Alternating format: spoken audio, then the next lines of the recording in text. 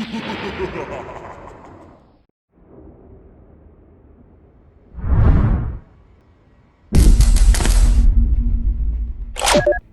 Ynarri are an army like no other.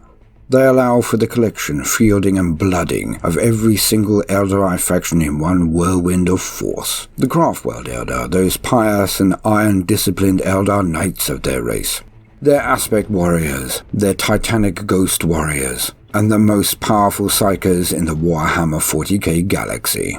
The Harlequins, the elite swordsmen and pistoliers of their race, able to weave between bullets as easily as through enemies' pickets, and reap a tithe of destruction in their wake. The Drukhari, the Dark Eldar, the swift brutality of their witches, the horrors of their beasts, and the daunting precision of their dark light weaponry annihilating their enemies before they even know they are under attack. The Ynarri arrived in a thunderclap only recently, and the galaxy has never been the same. Their righteous zeal and desperation to survive every bit as fanatical as warriors of the Imperium. A corner has been passed, a bridge crossed, a fate rewritten. Let us now explore the origins of the Ynarri and their place in the Warhammer universe. I shall now lean on existing wisdom to do the heavy lifting in this video, as there is little choice. They are so very new to the setting, and there are very few cracks in the lore to discuss. To quote, "The Ynarri. Brooding yet resolute are the Ynarri, for theirs is a dark and dangerous path that few Eldari would ever wish to tread. The soul energy of the dead surrounds them, imbuing them with unnatural vigor and deadly psychic powers that strip the life from their foes. They are the followers of Ynarri, the Eldari god of the dead, and they believe that only in death can their race be saved from its destined demise. The Ynarri, also known as the Reborn, are a rising force in the galaxy. They believe that the Eldari can be saved from the brink of oblivion by the rise of Ynarri, the god of the dead. By harnessing the strange spirit magic of this ascendant deity and drawing upon the energies of the slain, the Ynarri burst into the fray with exceptional vigor and aggression. There is an obscure school of thought in Eldari society that states that when every member of their race has died, the souls that have been saved from Slanish's curse will form a gestalt, awakening a new god with the power to defeat their godly nemesis forever. Some among the seers and scholars in Eldari society claim that the time of ending is nigh, but that not all Eldari must die to escape Slanish's clutches. There's a new hope against the darkness. Foremost amongst these are the seers of Ulthwé, whose psychic manipulations have led to a premature awakening for the Eldari god of the dead. We already know of the history of Yvraine and the Vizark and their transformation which occurred in the Crucible. So, since that fateful day, the triumvirate of Ynarri has spread word of the nascent god's ascension to the mightiest of craft worlds, the far-flung fleets of the Corsairs, the dark corners of Kormorah, and even the Exodite worlds. A great many Eldari hailing from every sub-faction allegiance save the most conservative and entrenched have joined their cause. No abstract philosophy is this, for the effects of their new deity can be seen manifesting around them. The Reborn can draw upon the souls within the spirit stones they wear to bolster their own abilities, can siphon the power of those slain nearby to invigorate their attacks, and turn their foes to ashes with the strange weapons and psychic powers they wield. They have learned the secrets of the dead, bringing them closer to their ancestors and the lost glories of their fallen race. Tragically, many see the Ynarri as corrupted by the very demonic forces they seek to thwart. Others believe that they are already dead inside, and perhaps they are right. Though the Reborn seek to reforge Eldari society in Ynarri's name and restore the glory of the ancient Eldari race, their arrogant coercion of the metaphysical power that is the hallmark of their species has alienated as many factions as it has united. Worse still, the danger they pose to the Dark Gods has seen the forces of chaos, and especially those of Slaanesh, rise up like a tsunami of devilry to consume the lands before them. Conflict and destruction erupts in the Ynarri's wake, and wherever they go, one thing stands out as a stark truth above all. As well as bringing hope, the Reborn bring death, and in great measure, the rise of a new power. Amidst the twilight years of their race, the Eldari had found a new hope, something that could potentially stave off their doom altogether. In this, the leaders of the Ynarri saw a chance to unify their long-scattered race as one, healing old wounds and beginning a new era of progress. The Eldari had witnessed tumultuous change at the tail end of the 41st millennium. Being a race blessed with psychic abilities and genuine precognitive power, the promise of cataclysm did not go unheralded. As ever, the Eldari sought to turn the twists of fate to their own ends. The High Farseer Eldred Ulthuan more than any other.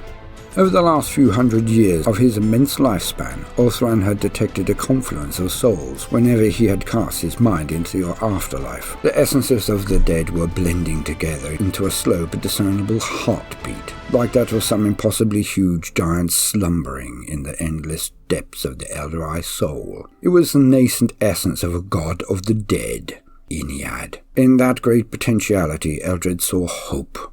It was the Pathfinders of Aletok, led by Illig Nightspear, who brought word to Ulthwé of the strange crystal moon of Coheria. Shortly after the nature of that moon became clear, Eldred set in motion a cascade of events that would shape the galaxy. The High Farseer projected his consciousness across the stars, enlisting the aid of a Harlequin troop from the Midnight Sorrow, led by the enigmatic figure known as Inriem's Spectre.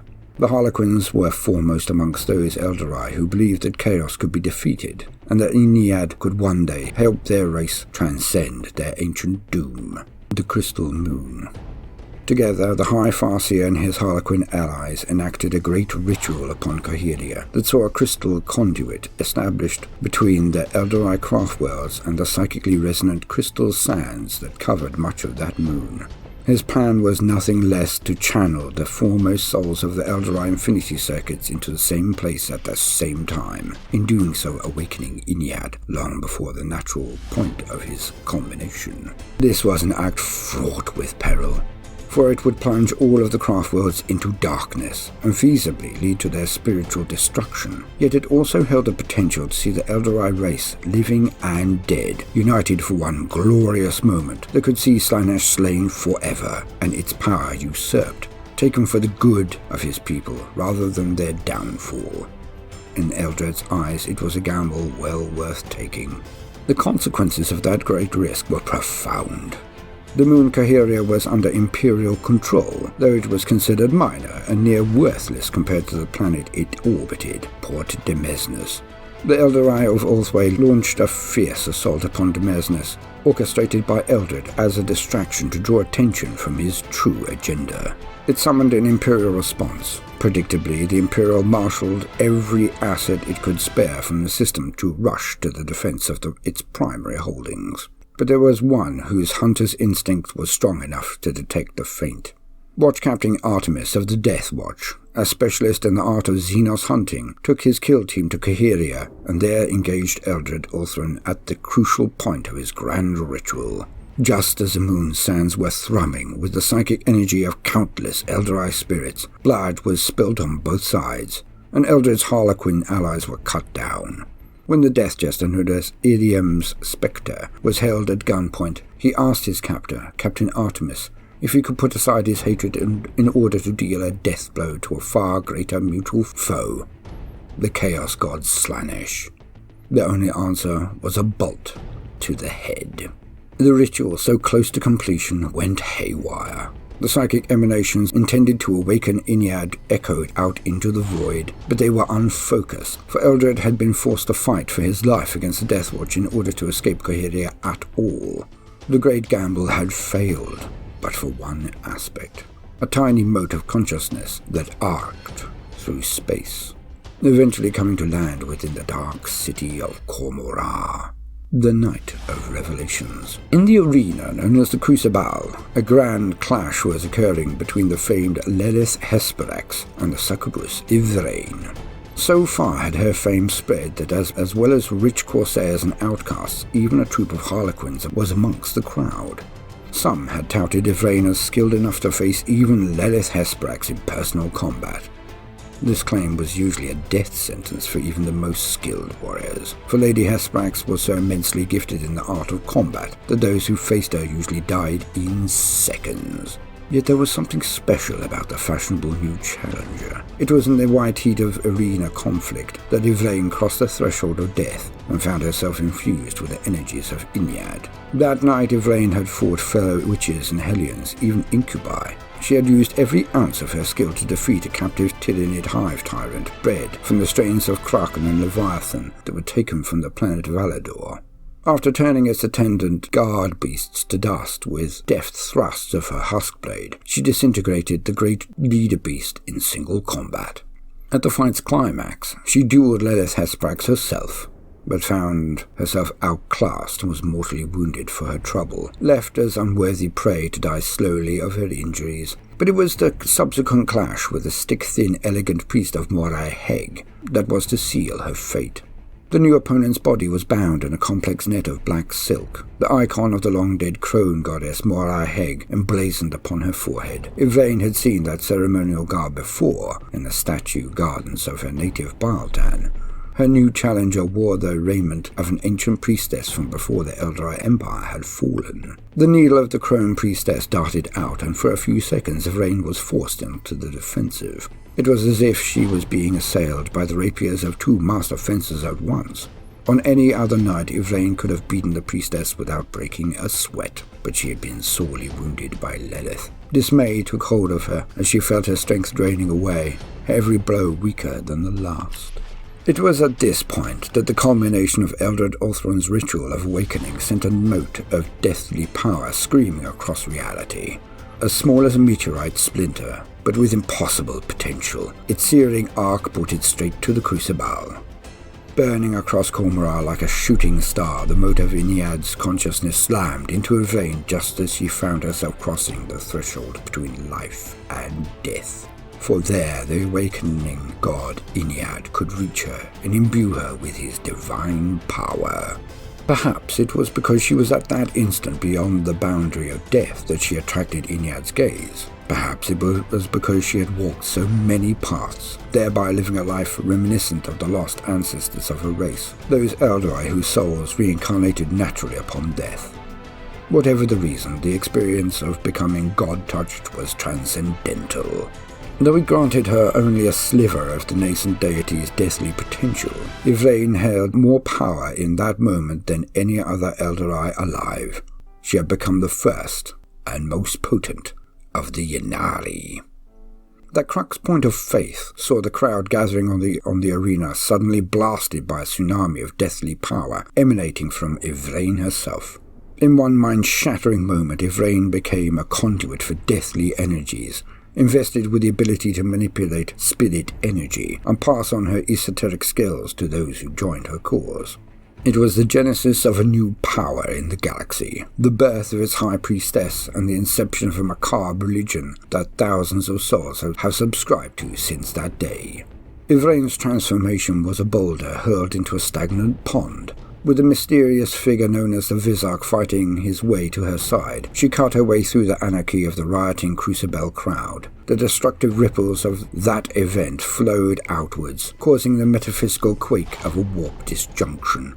During the resultant demonic invasion, Yvlaine escaped Cormorra, leaving utter disaster behind her, for the coming of her apotheosis had seen the half-reality of the Dark City torn wide open, and demon creatures had slunk through in its wake.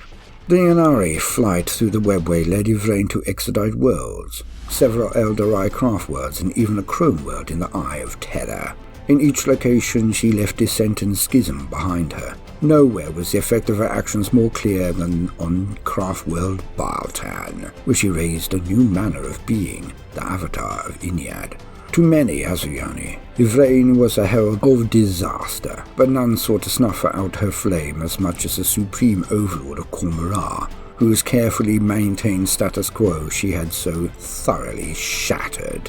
Azubal Vect's agents were sent to end her disruption for good, including a mercenary force headed by Draza, the Master of Blades. But to others, Yvlaine represented hope, and thousands of Eldrai joined the cause of the Ynarri, among them the Phoenix Lord Jane Zar.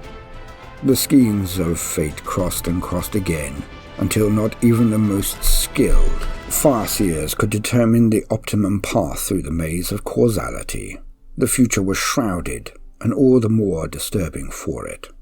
The era of the Dathedian. The events at the close of the 41st millennium saw the galaxy all but split in half by the celestial cataclysm the Eldari called the Dathedian. It brought with it a rise in etheric phenomena, and being part of a psychic race, the Ynarri were profoundly affected. The Cicatrix Maledictum, that great tear across the fabric of time and space, has further divided the Eldari race. After the coming of the Great Rift, the Azuyani sent out psychic communiques to every one of their craft worlds, taking stock of the sheer scale of the disaster that had befallen them. 2 of their number did not respond, their psychic traces dwindling with every passing night. Though to an empire as large as the Imperium this would have been considered acceptable losses, for it counts 1,000,000 worlds and more in its number. For the Eldari, it was a cost so high it wrenched at the heart. To lose 2 entire craft worlds was a bitter pill indeed. Perhaps one day they would return, just as the craft world Altansar was, drawn from the gullet of the warp by the odyssey of the Phoenix Lord Morgan Ra. But for now, those craft worlds were gone. Whether their spirits enriched the growing gestalt of Yniad, none save the Whispering God himself know. Far from uniting the survivors against the common enemy of chaos as Yvraine had hoped, the rift between the space-going nations of the Eldari grew all the wider. Their shattered craft worlds are not warp-capable, but the Eldari would never risk their souls by willingly braving the hellish dimension of the Empyrean. To do so would be tantamount to suicide, for it would court the hellish attention of Slaanesh, called She Who Thirsts, that entity which prizes Eldari souls over all others. Neither can the Asuyani craft worlds traverse the Webway, that labyrinth dimension through which smaller Eldari craft worlds traverse the galaxy's hidden paths. Even the meagerest craft world is the size of a small moon, and there are few, if any, Webway gates large enough to accommodate them. The Harlequins still use secret ways for the Eldari to slide through the vast reaches of space in relative safety, and those who have converted to Ynarri cause guide Yvraine and her growing congregation through the labyrinth dimension whenever they can. But the coming of these ruinous times has rendered the quietest space lanes fraught with peril. The Eldari have become a race truly divided, and in so being, caught a new fall. In the cultural heart of the Eldari Empire, the wound of the Great Rift, or Dathedian in the Eldari tongue, festered and ran deep. No civilization could look upon a night sky mauled by the energies of chaos and not feel affected by it. To a race as sensitive to psychic phenomena as the Eldari, the sky in the heavens was a constant dull ache in the mind, a reminder of all that they had lost. Perhaps it would never have existed at all were it not for the formation of the Eye of Terror. Born from the sickening cataclysm of Slaanesh's birth, that stark reminder of their darkest hour gnawed at the mind, making Yvaine's claims of another god yet to be born, though this time as a saviour, ring hollow. Across the galaxy, nightmares of guilt and doubt racked the Eldari race. Even the callous and self-serving Drukhari were affected, forced to admit their way of life was under dire threat. A new era of war began as the turmoil within was turned into merciless strikes against ancient enemies, new foes, and former allies. Much of the blame for the new disaster was put at the door of the mysterious death cult known as Ynarri, especially upon Baltan. There the population had been divided between fervent support for Yvraine and the outright condemnation that followed her visitation, coinciding as it did with the invasion and subsequent fracture of the craft world's infinity circuit. Yet the new era brought hope too, a new strand of fate that some believe would lead to the Eldari race rising to greatness once more. The being that Yvraine summoned from within Baltan's broken wraithbone skeleton was an avatar of a sort. For an avatar to exist, a god had to have risen in power for it to epitomize. The entity known as the Incarn was proof that the Whispering God was real, and hence that he could perhaps save their souls from She Who Thirsts once and for all. A psyche inflamed. Since the Great Rift split the galaxy, the psychic powers that all Eldari possess to some degree have burgeoned in different ways. It is generally accepted among the farseers of the craft worlds that this is a direct result of the Deathedian introducing a vast bleed of ethereal energy into the galaxy. Of all the Eldari, the craft worlders are most in tune with matters psychic. Without the path system, their cultural process by which an Eldari focuses his or her mind upon a single pursuit or skill to avoid the temptation of all others, the Asuryani may have found this flare of psychic activity disturbing, and possibly even disastrous.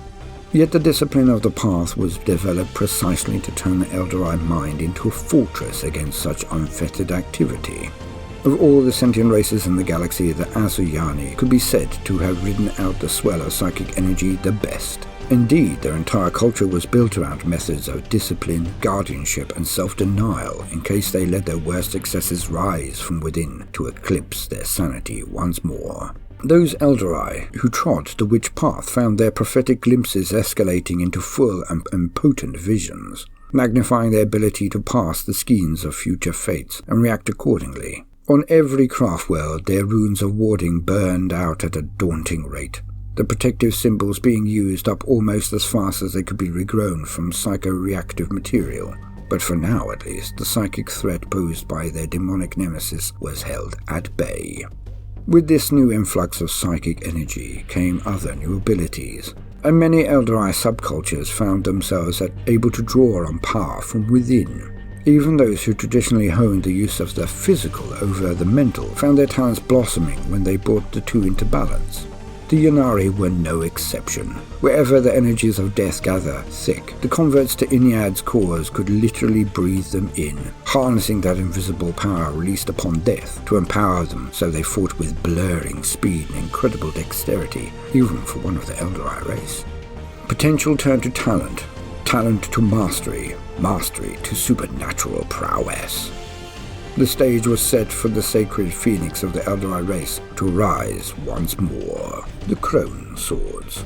Eldari legend speaks of 5 ancient swords that, when gathered together, bear a terrible and macabre power over death itself.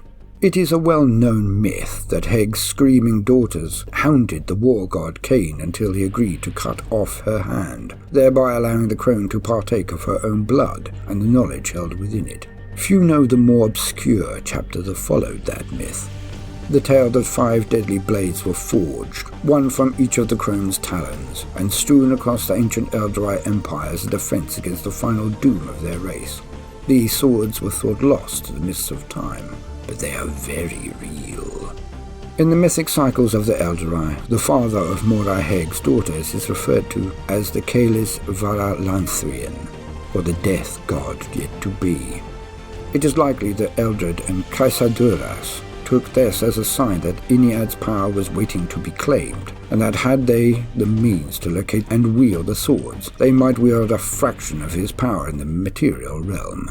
Perhaps only Morai Heg knew the truth, and by providing foci for Ynniad's nascent power, set in motion a chain of events that would unfurl when the Eldari needed it most.